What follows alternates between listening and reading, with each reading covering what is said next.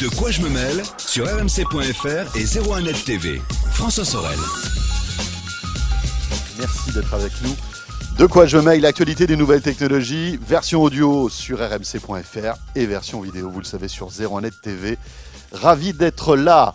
Dans un instant, Pascal Petitpas sera à mes côtés. Il a visité, arpenté les allées de ce salon de cette IFA 2015 qui a fermé ses portes il y a quelques jours.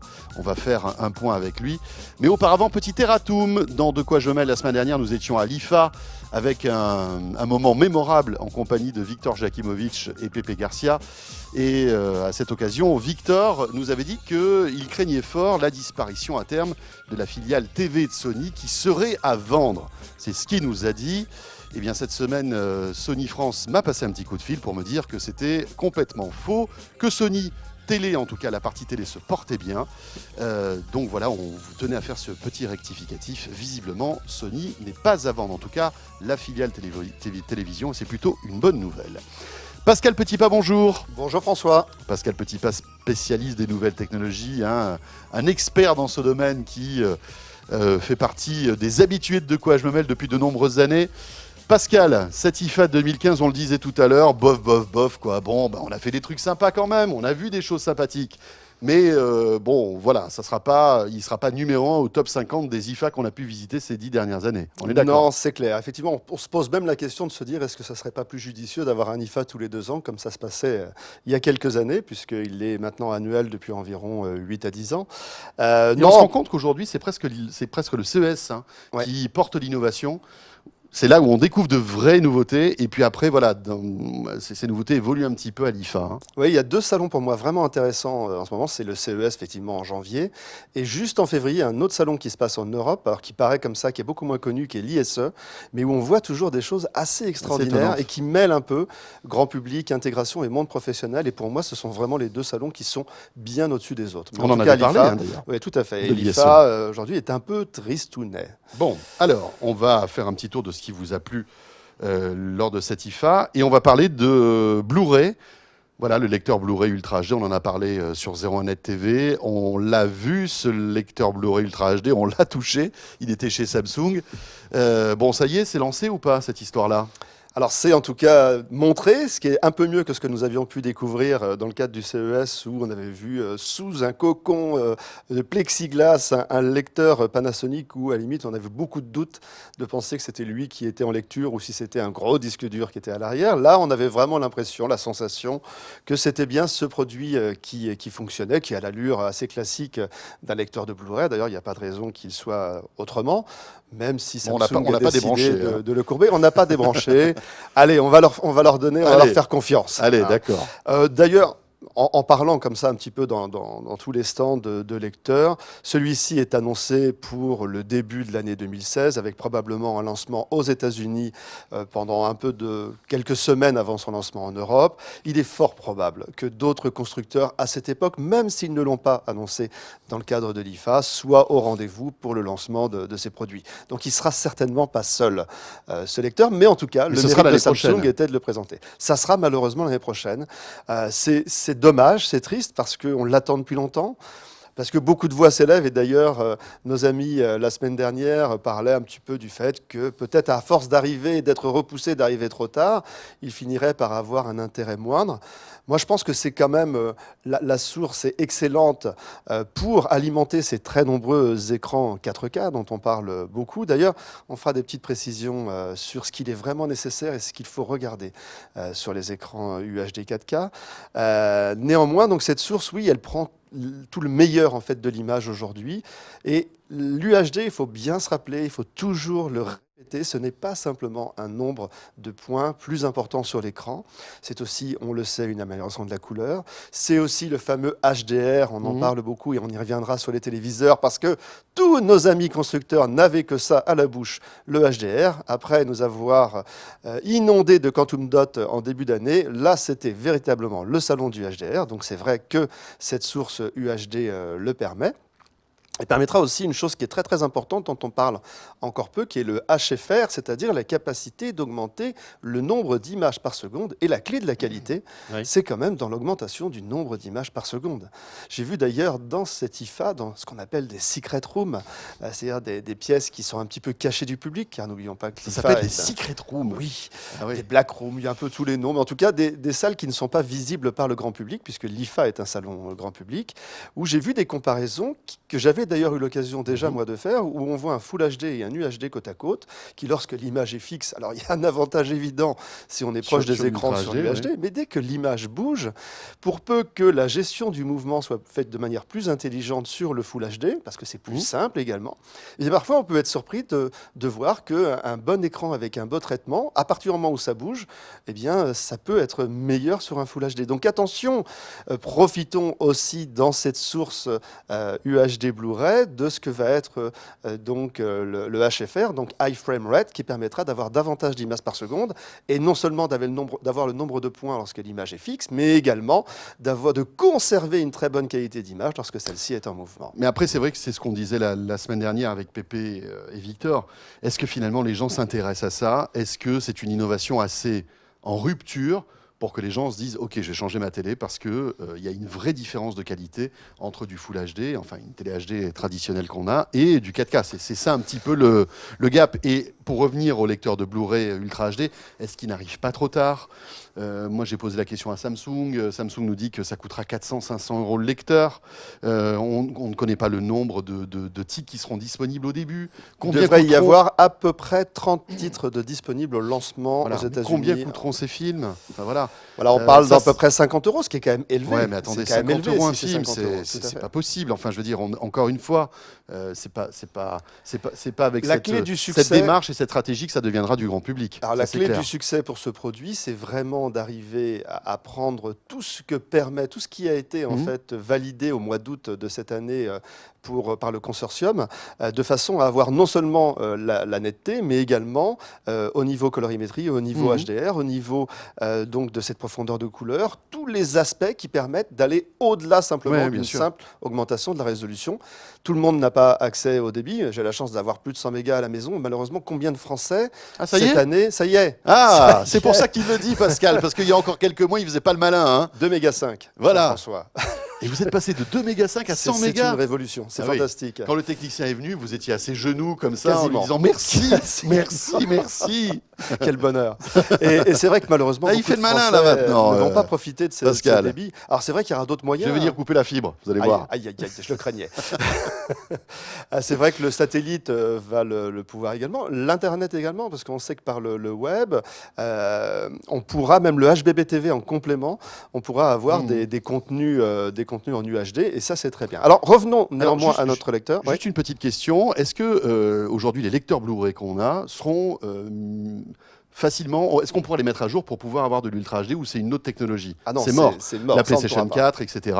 Du tout. C'est fini. Il y a Voilà, rien à ce faire. qui est sûr, c'est que bien entendu, par contre, tous les lecteurs qui seront annoncés auront la compatibilité ascendante, c'est-à-dire la capacité de lire les anciens disques, mais par contre, les Les lecteurs DVD actuels, aussi. les Les DVD, DVD, les aussi, Blu-ray. ce qui n'était pas obligatoire dans la norme, parce que ce qu'obligeait la norme, c'était la lecture des Blu-ray, mais D'accord. on sait que la lecture des DVD sera bien sûr possible. D'accord. Je voulais tirer aussi l'attention sur une petite subtilité aujourd'hui au niveau de ce lecteur. J'ai fait le tour de ce lecteur, comme beaucoup d'entre nous qui sommes amoureux des technologies. Vous avez voulu partir avec, mais Samsung Voilà, mais là, vous a non. attrapé au Puis vol. C'était costaud. donc Ouais, je ils sont me suis dit, costauds non, hein, non, chez c'est pas Samsung. possible.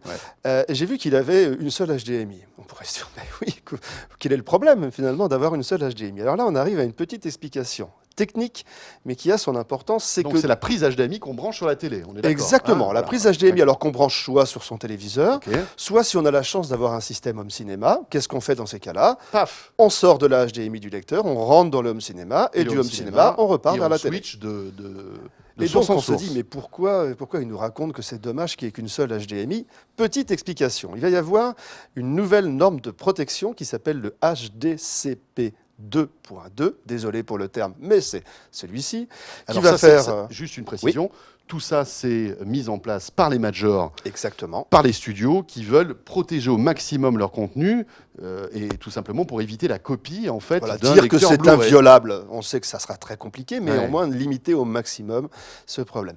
En fait, pour que le signal Ultra HD puisse sortir du lecteur, il faut que de l'autre côté, le diffuseur, quel qu'il soit, un vidéoprojecteur, un téléviseur et autres, Comprennent cette disent norme. oui, moi aussi je suis HDCP 2.2, donc tu peux m'envoyer la qualité Ultra HD. Et dans ces cas-là, la qualité passe. Si le téléviseur ne répond pas, ne donne pas cette information, Bye bye. au départ, on se disait il y aura peut-être un écran noir. Ce qui semble être vrai, c'est qu'il y aura une image, oui, mais qui sera limitée au Full HD.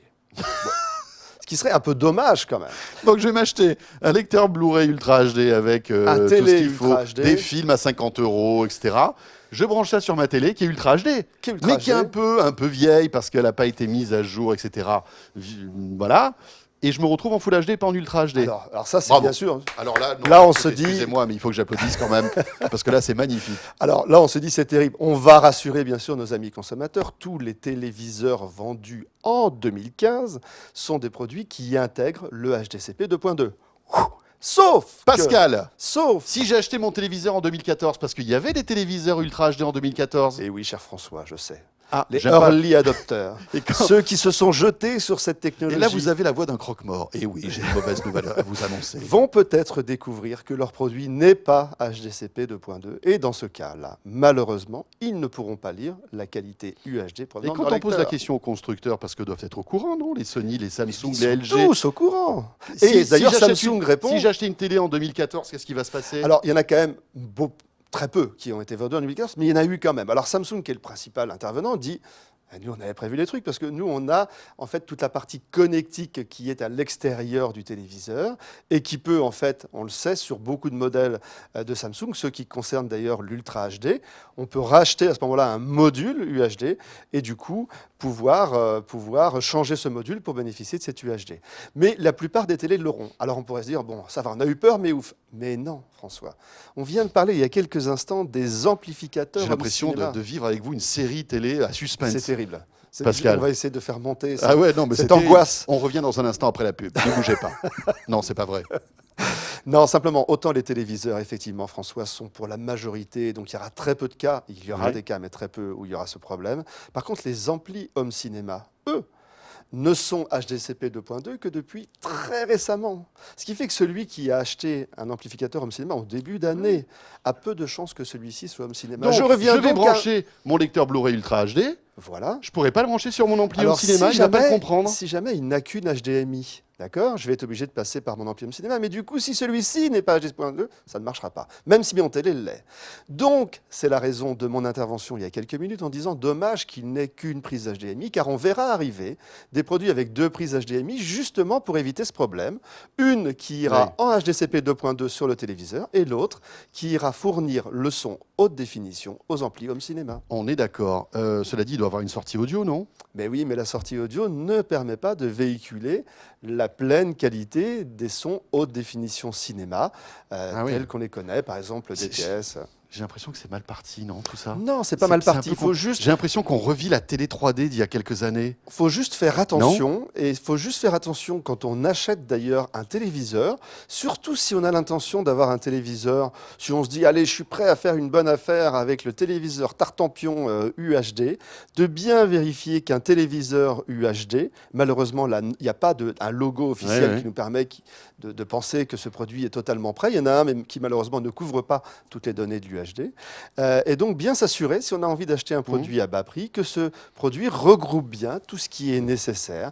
HDCP 2.2, HDMI 2.0, éventuellement même 2.0A pour le HDR, mais ça on y reviendra un peu plus tard. Non mais Pascal, vous vous rendez compte que c'est impossible. Et non, c'est Madame le Michu, conseil du professionnel qui va être très très important. Le professionnel a plus que jamais ouais. besoin d'être là pour assister Alors on va pas rentrer le dans ce client débat, on va pas afin rentrer qu'il dans ce évite. débat, Pascal. C'est parce que- important, c'est très très important. Alors il y en a sans doute de très grands professionnels qui vendent des télévisions, mais il y en a parfois qui sont pas tout à fait professionnels. Voilà, on va pas rentrer Malheureusement, dans ce certaines détail-là. équipes sont pas toujours. Mais vous dans savez, les moi, parfois, il magasins m'arrive aptes. d'aller dans des magasins dont je ne citerai pas la marque, mais c'est à mourir de rire. Vous tombez sur des vendeurs, mais c'est à mourir de rire. Ils vous racontent n'importe quoi. Tout ça pour vendre plutôt une télé parce qu'ils l'ont en stock ou une autre parce qu'ils sont plus commissionnés. Enfin bref. Enfin, comme beaucoup de C'est- consommateurs qui se rendent en magasin aujourd'hui analysent les produits sur Internet avant de faire leur achat, je les incite, même d'ailleurs pour avoir un dialogue plus cohérent avec le vendeur et éventuellement le corriger si celui-ci n'est pas parfait, mais en tout cas à s'assurer que les dernières technologies sont bien présentes sur le téléviseur. Il n'y aura aucun problème avec les grandes marques de téléviseurs. Attention cependant aux produits qui peuvent être des produits qui ont un peu plus de bouteilles et qui donc n'auraient pas cette norme HDCP 2.2. Donc c'est juste à regarder dans les caractéristiques. Ça va très vite, c'est très facile à faire et ça assure au moins la pérennité du produit. Bon, Pascal, on va digérer tout ça. Parce que C'est un peu compliqué. Alors oui, c'est compliqué. 2, c'est très embêtant. Hein, donc il va falloir bien réfléchir avant de choisir. Moi, j'ai une pensée émue pour tous ceux qui, dès l'année dernière, se sont offerts par exemple un lecteur, enfin en tout cas une télé Ultra HD, avec un ampli home cinéma compatible Ultra HD, qui vont se retrouver peut-être avec du matériel qui est déjà obsolète et qu'ils ont sans doute payé très cher. Tout à fait. Et ça, c'est la faute aux constructeurs. Il n'y a pas d'autre mot. Hein. On est d'accord, en On fait, est d'accord. surtout Et ça, aux c'est- normes qui évoluent. Et alors, Ouais, c'est mais pas bon. que les constructeurs. Non, mais à ce moment-là, mais qu'ils ne sortent pas de ces produits-là s'ils sont pas prêts. Sommes-nous d'accord sur le fait de dire que les téléviseurs UHD sont peut-être sortis un peu trop tôt? Eh bien voilà, comme beaucoup de technologies, souvent. Pascal, on a encore plein de trucs à dire, Oui. mais on va se retrouver la semaine prochaine. Avec plaisir. Pour parler de techno qui vous intéresse toujours dans le domaine de la télé, on va parler eh bien de HDR, on va parler d'OLED aussi, hein, parce que l'OLED est de plus en plus présent. Impressionnant. Et voilà, il y a d'autres marques qu'LG qui s'y intéressent. Et puis aussi vos coups de cœur lors de cette IFA 2015. Ce sera la semaine prochaine dans De quoi je me mail. Ce De quoi je me mail est terminé. Merci de nous suivre, en tout cas comme chaque vendredi. On sera là bien sûr vendredi prochain avec Pascal et avec d'autres petites surprises. On va essayer de parler gaming la semaine prochaine. Mon Twitter F Sorel, la page Facebook de quoi je me mail qui vous attend. N'hésitez pas justement à débattre sur ce sujet avec Pascal qui est passionnant. Hein. Si vous avez acheté par exemple une télé Ultra HD il y a quelques temps de cela, dites-nous si vous avez peur qu'elle ne soit pas compatible avec les lecteurs Blu-ray. A très vite, bon week-end à vous tous. De quoi je me mêle sur rmc.fr et 01net TV.